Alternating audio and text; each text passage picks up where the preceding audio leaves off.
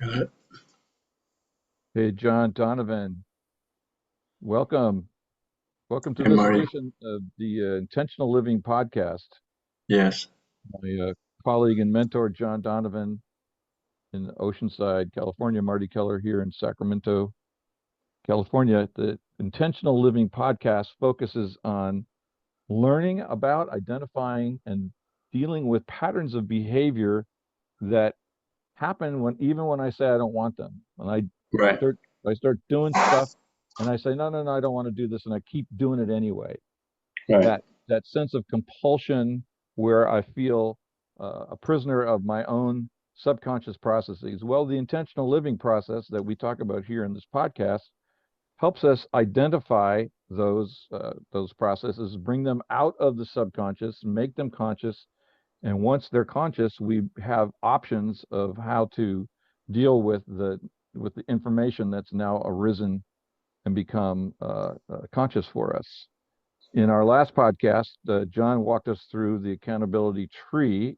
It's a process that actually helps us feel into this truth that's causing me to behave in a compulsive way, in a way that I consciously say, I don't want this, and I keep doing it anyway. Hmm. Identify what's going on. And one of the things that we learned as we looked at that, and if you haven't seen that podcast, I invite you to go back to last week and take a look at that. But one of the things that we recognize is that all of these these compulsions that we have that live in our subconscious are physiological as well as psychological. So they're they're connected to an emotional tone or vibration or energy. And so the accountability tree starts with I starts with saying a truth about what's going on with me. One of the ones I've used many times in this is when I started doing work with you is realizing that I was feeling anxiety about being in great debt, Yep. feeling freaked out, scared, having nightmares about losing my house, losing my reputation, all these things, waking up in the middle of the night. And when I was sharing this with the group, you asked me, this is my memory. You said, are you willing to consider the possibility that you like being in debt? And so I remember that moment intuitively. I knew that was true, even though I had that resistance to saying this because it was shameful and I would look bad in front of the group. Hmm. Hmm. But the the immediate recognition energy was of relief. Yep. And this is what we're talking about. The first step in the using the accountability tree, as you shared with us in the last video or the last podcast, is to state the actual truth of what's going on. Yep. And I wasn't able to do that without help. So I got some help in a group process. This is true of AA, adult Alcoholics Anonymous, or Adult Children of Alcoholics, or Al-Anon, or Debtors Anonymous, or any of the groups that are based on 12 steps or other methods of helping us find relief, like our meetings, intentional living meetings. They help us recognize a truth that we've been hiding from ourselves or been unable to find because it's stuck Hmm. there in that subconscious realm that Right. occupies at least 90% of our mind, if not as much as Ian McKellen says it's 99% of our mind is in the subconscious, which means I'm not aware of it. Right. I'm not, it's happening and I'm not aware of it, but I Yeah. can be aware of it. My Hmm. conscious mind always has the capacity to dig into or go down into that pool of darkness and bring it up to the light. That's Right. what the accountability tree does for us. It helps Hmm. bring to the light that which we were unaware of, but showed up as a compulsion, or as you also talked about in the previous podcast, it can show up as a trigger. Something Right. happens, and I have a reaction that's all out of proportion to the thing that just happened. Right. I mean, I love the burnt toast uh, example that you've used in the past. That you know, the wife burns the toast, and you get all bent out of shape, and it's just burnt bread. Just burn bread. But Yeah. it's related to something that happened to you as a kid, And another thing that you said in the previous podcast that's important to realize is that the subconscious doesn't know time.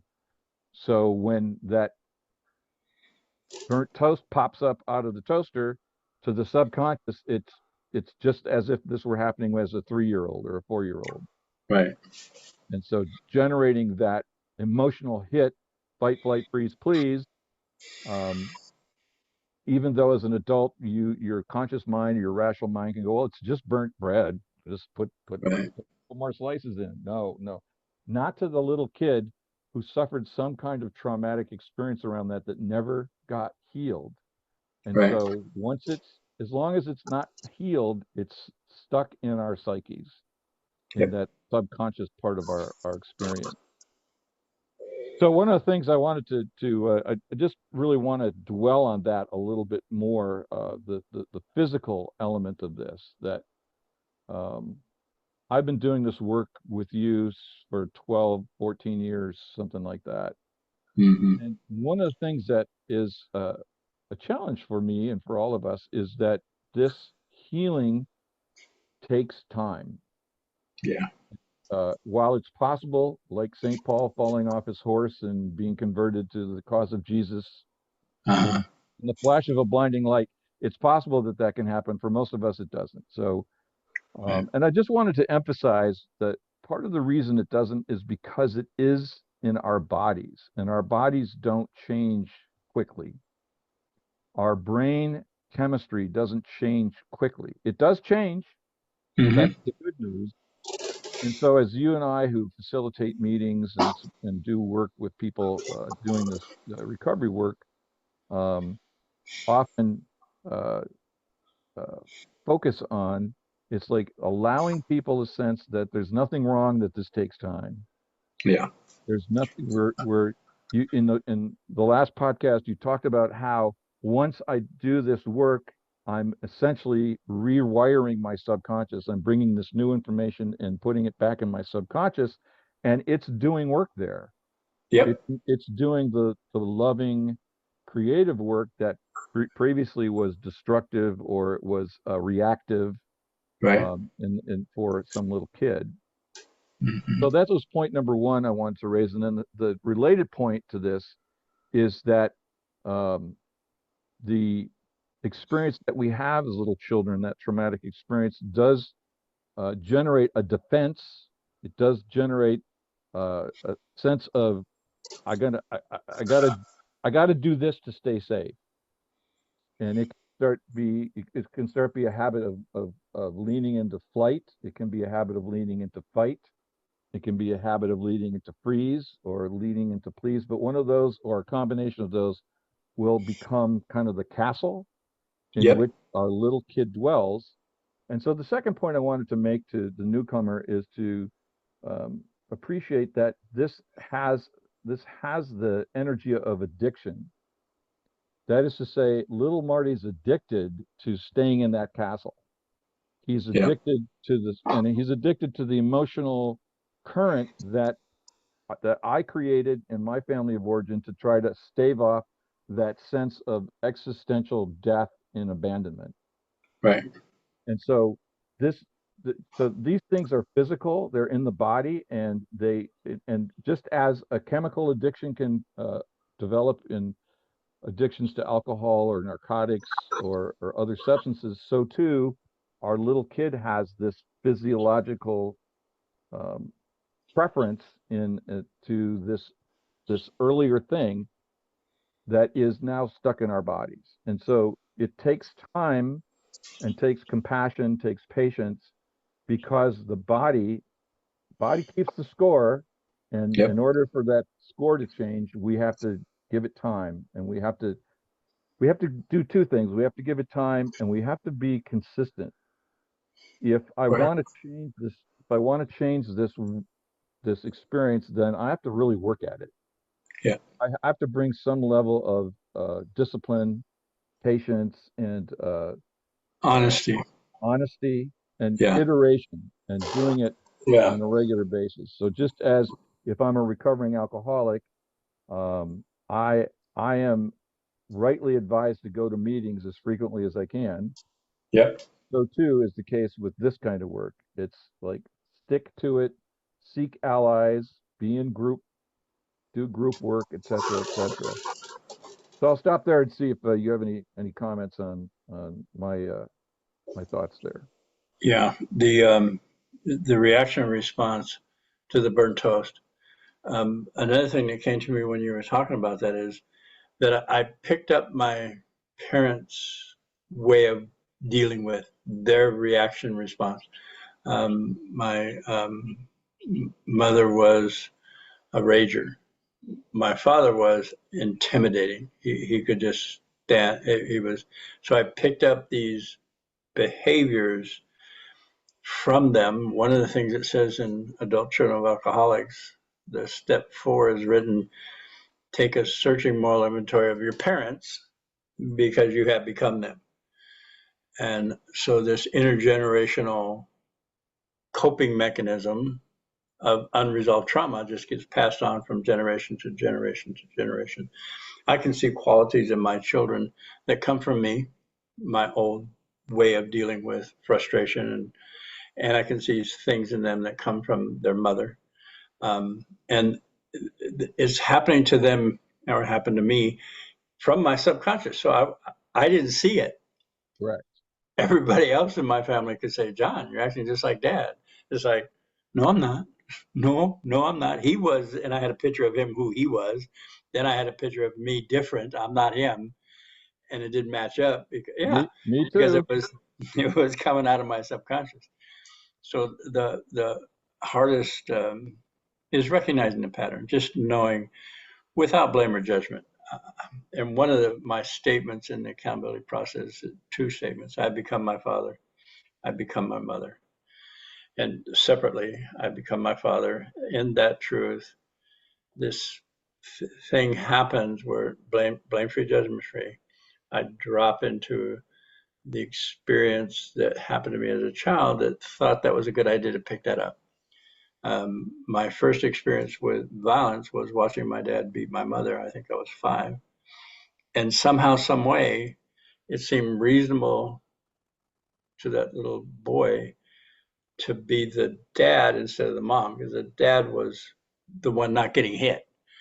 And this is all subconscious, and I don't really think I thought that, but that's the energy that was put into me.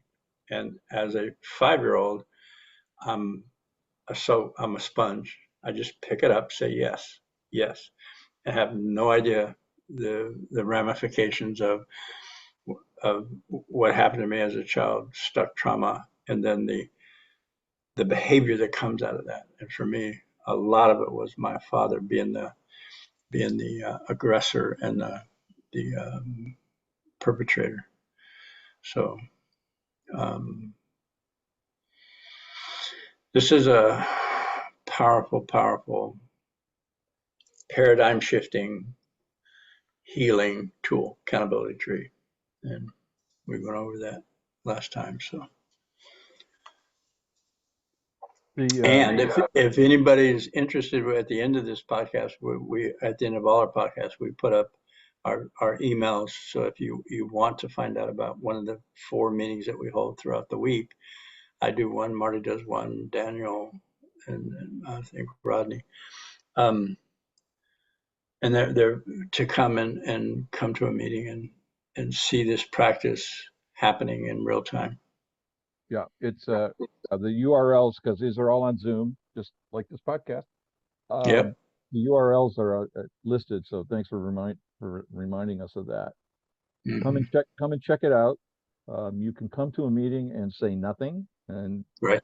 just watch, or you can dive in the deep end, Mm-hmm. whichever you prefer. Um, One of the things that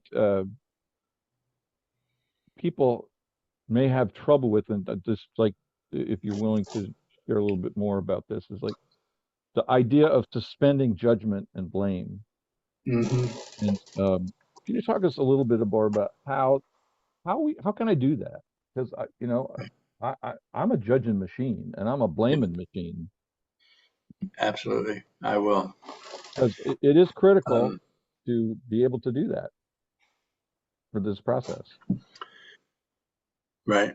So and I added this about a year and a half ago, this word breathe. So when I tell a truth that I don't want to admit to, that's where the critical mind, how come you did that? Why did you do that? You should have been on better. How do I get blame-free, judgment-free when I've lived my life, like you said, in judgment of right, wrong, good, bad? Um, um, Well, so and just I found, sorry to interrupt, but not only do we live with that lifelong judgment, but there's an emotional addictive quality to yes, being yes, in it. right. Yeah. The judgment perpetuates the body chemistry of Right. childhood. Okay, but okay. So when I'm taking a conscious breath, my mind isn't engaged. So one of the ways, blame free, judgment free, is to say whatever truth, and I'll give an example, my example, I'm mean.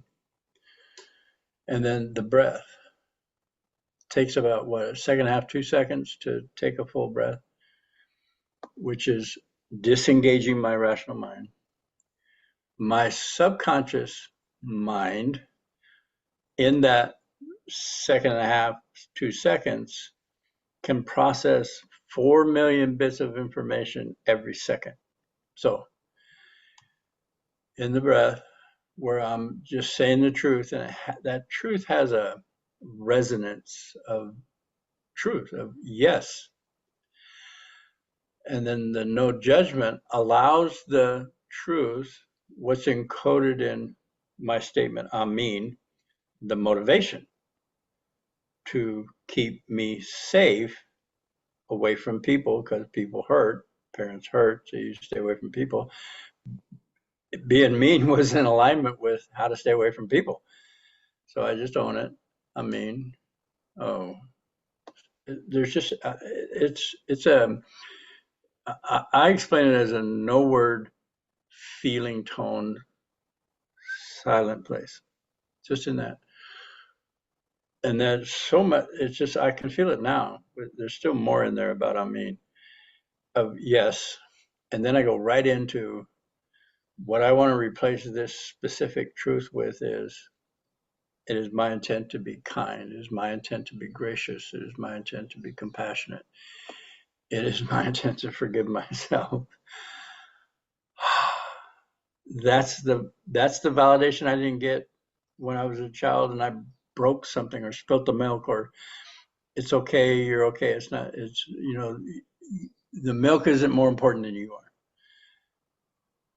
It's like, um, I'm validated. I'm seen. This is what I do with my grandson. He gets an attitude because I tell him he can't have the second ice cream bar.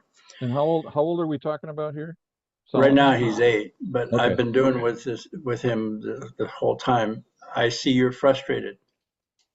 I validate. I mirror. This is how I learned as a child, was the mirror, and the mirror I had with mom, dad, and aunts, uncles, teachers. Okay, that mirrored for me condensation. How do you say that word? Condescending attitude.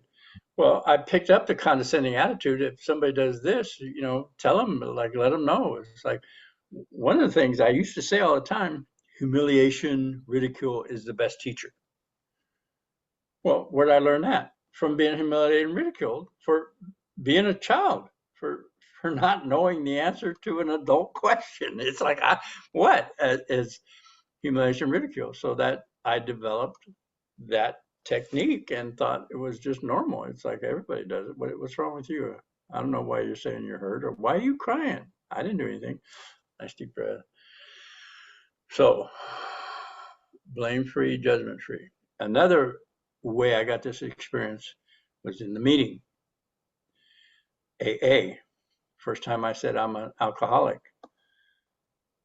Marty, that room was blame free, judgment free. There was no weight, and emotions have weight, have physicalness to it. They're a wave, and it's like vibration. It's none.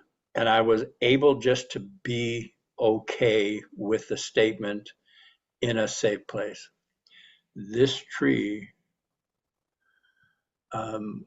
reproduces that blame-free, judgment-free space. And then I tap into, I want to say, I know this is the first time I'm saying it, it might be confusing, into the essence, innocence that I came in with, that I can now access. I intend to be kind. Yes, yes. And that came from me. And when I take people through this, we get them to a truth like, I'm codependent, nice deep breath, I intend to forgive myself. Oh, yes.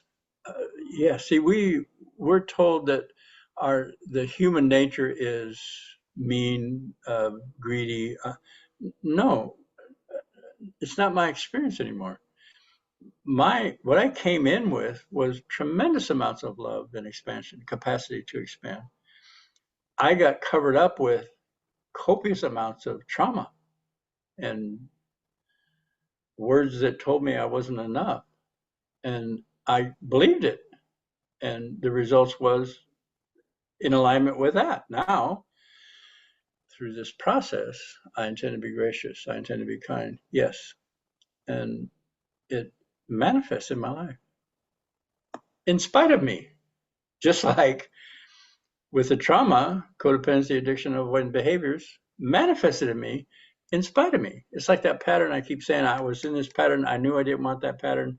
I wanted something different. With my drinking, I didn't want to drink as much. I wanted to control it. I wanted to have a cute few. I wanted to drink wine. I wanted to be happy and not hurt people and go blank, blackouts. And I wanted all that. But every time I found myself back in that pattern. I want to emphasize I have chosen abstinence. So, and alcohol doesn't have power over me anymore. Never did. What had power over me was wanting to dull the pain. And alcohol worked really well. Codependency worked really well. Some avoidant behavior, workaholism worked really well to dull the pain. Now I bring the pain. That's what you talk about, bringing the subconscious into the conscious. I'm an alcoholic. That sucks. Excuse my language, but that sucks. I feel the impact. And it's a constellation of feelings. It's not just one, and then it just release. Oh, I intend to be sober. I intend to forgive myself. I intend to be a loving, caring, nurturing father. See, I can't do that drunk. I can't be a loving, caring, nurturing. Drunk doesn't equate to loving, caring, nurturing. Nice deep breath. And it manifests. It manifests in spite of me. This blows my mind. But I do know that the trauma manifested in spite of me. Oh, so this can be harnessed for my well-being according to my conscious want intent. Yes, yes. Addressing in the trauma, not like, oh, I'm going to be good now. Now I know I was traumatized, so I'll just do it different. No, is to heal the trauma. In the trauma, I mean, I intend to be kind. So it was like, this doesn't tell time, brought it into the present moment, blame-free, judgment-free. What's another way to say blame-free, judgment-free? That's a question I'm going to answer. I'm not expecting you to answer it. Blame-free, judgment-free is unconditional. Right. No condition. Okay. So I'm in an unconditionally loving space that I can create. I'm an alcoholic. Yeah, I see that. Oh, I intend to forgive myself. I intend to be sober. I intend to. Yes, yes, yes. Just it says yes to this, just like it said yes to I'm not enough. It said yes, you're not Yep. enough. There's something wrong with you. Proved by the condescending faces and the ridicule and humiliation. Oh, absolutely. Here it is. This is in alignment with the belief I had I'm not enough. Well, I changed the belief. I'm an alcoholic. I intend to be kind. I intend to be sober. Yes.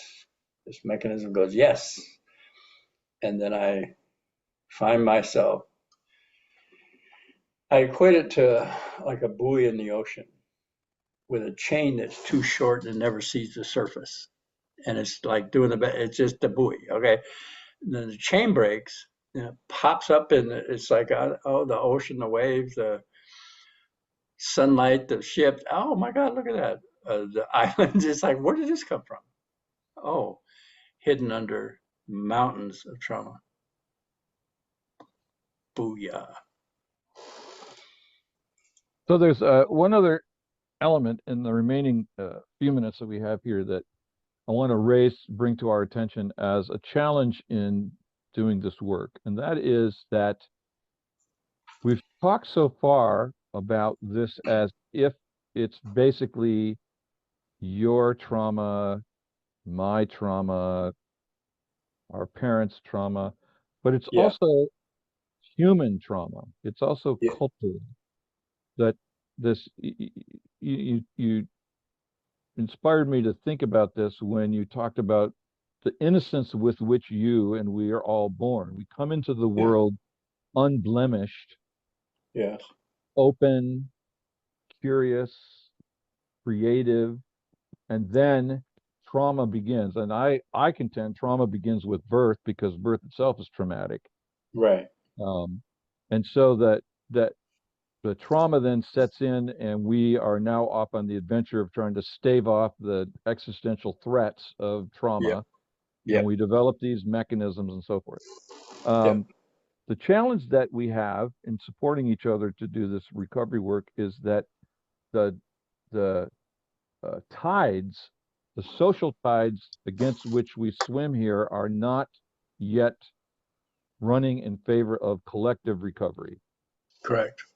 We live in an addictive culture and an addictive society, and it, again, no blame or judgment. No, no. I contend this is just the way we've evolved, and we just haven't Yeah. evolved to that point yet where we recognize these things and we deal with them as they happen. Mm-hmm. That and that you and I and others who do this kind of work are the pioneers setting the seeds for that eventual um, commitment on the part of all of us to do recovery, not just individuals here and there, which is kind of the way it is right now. Yep. So just It's again, to let me finish my thought if I could, yeah. Yeah. Mm-hmm. just to let people know as you come into this work, the fact that one of the reasons we do this in group is to create a social context for the tide to run to support us. Yes. So that group that you walked into, your first AA meeting, and Yep. said I'm an alcoholic, and they basically said, "Welcome, cool." Yep. That was Glad you're here. counter. That was counter to all the social energy that you'd experienced about that previously, Yes. and it became just as the men's group that you facilitated for us when I first met you became this unconditional, energetic social world Yep. that then becomes the place from which we can then return to the rest of the world and find some level of support, even Yep. though the rest of the world will go, what are you talking about? Mm-hmm. So just want to point that out, that our challenge in this is our our trauma's in our bodies, and our bodies Mm-hmm. can change, but it takes time. Our trauma's in our brain chemistry, and that can change. It takes time, and our trauma is also in our culture, and we have no Yep. control over that whatsoever. Yep. Except that when I change, I'm part of us, and so I'm contributing to us changing. Yes. And one of the ways to describe the societal sanctioning of this is materialism, where I'll get something outside of myself to make me feel good inside, Right, right, instead of feeling the me essence inside and then enjoying all the things we have around us. I'm not against materialism, new cars and nice things, houses. I'm not against them, but if if my goal is to accumulate those so I can be happy, right. as backwards. It's backwards. So I can find the joy inside me through this process, and then have abundance and what feels good coming from inside instead of, that's appreciation for actually the society we live in. We got, I mean, I drive on roads that are well kept. I just noticed it this morning driving to work. I was at an intersection. There was paint on the road. 7 or different signs about, caution this, caution that, the street lights, the intersection. Oh my God, this is unbelievable. And I appreciate that. I mean, I want to say this is the first time in my life I've appreciated paint on, painted lines on the road, but I actually like, oh my God, look at this. There's a lot of work put in. There's a lot of man hours. One intersection for our well-being. Okay, yes, but I used to complain about the government, the county, the mailman, the county hall. Anyway, it shifts. It's a shift in perception. Right. Yeah. So we're all in it together, and Yep. you can just see, the more you do this work, you can see around you, or I can see around me, where this is missing. Mm-hmm. Um, and as long as I'm willing to treat myself with unconditional love, go back to no blame, no judgment, unconditional love, then that gives me the power to treat everybody else with the Yes. same Yes. unconditionality. Yeah. And part of that is what you just said, is to cease seeing outside of me the problem, and also cease seeing outside of me the solution. It's in here. It's in here. And to the It's in extent here. that I can access this through the accountability tree practice, and then, slowly over the years, reprogram my subconscious to become loving, unconditional, non-judgmental, etc., then even if the rest of my culture isn't there yet, I don't feel as affected by that. Right. I feel more accepting of, well, that's just the way we are as human beings. I'm just grateful to have had the grace to find this process, Yeah. and And it creates in me a resolve to stay and be and continue this self-healing process. Because, like you said, now I understand that I'm part of this. And if I'm participating in it, I'm adding to it criticism, guilt, blame. If I'm not participating into it, I'm adding that to it. I'm still adding. Yes. And exactly it's more powerful than my mind can imagine. It's like, seems small, like ineffective. No, no, not true. I am part of that, and that is affected by my choices and my right, willingness to heal. Yeah. exactly. Well, we've come to an end of another great podcast. Yeah. Before we wrap up, I again remind everybody that we invite you to participate in our meetings Monday Mm-hmm. night, Thursday night at 6:30 p.m. Pacific time, Wednesday afternoon 4 p.m., Saturday morning 8:30 a.m. All Mm-hmm. Pacific time, all available on Zoom. The URLs are available at the end of the podcast, so please feel free to take advantage of that. And Okay. any closing thoughts before we wrap it up for today? Um, Accountability rocks. Accountability, according to my definition of accountability, look it up in the dictionary. I looked it up in the dictionary, and it's like blameworthy, held accountable, punishable, somebody, we got them by the neck. It's like, no, that's not what I'm talking about. My ability to account for where I find myself based on the best information that I've been able to collect. Blame free, judgment free. Indeed. And I'm here to testify that this works. Yes. So thanks a lot, John, and we'll see you at the next one. And maybe at the next one we can talk a little bit about our principles. Uh, Okay. we have developed a handful of principles that sort of are the foundational understandings on which all this stands, and we've actually talked about a number of them. We just didn't mention that they were principles, so maybe Right. we can do that next time. You got it. All right. Take care. Marty. Yes, love you.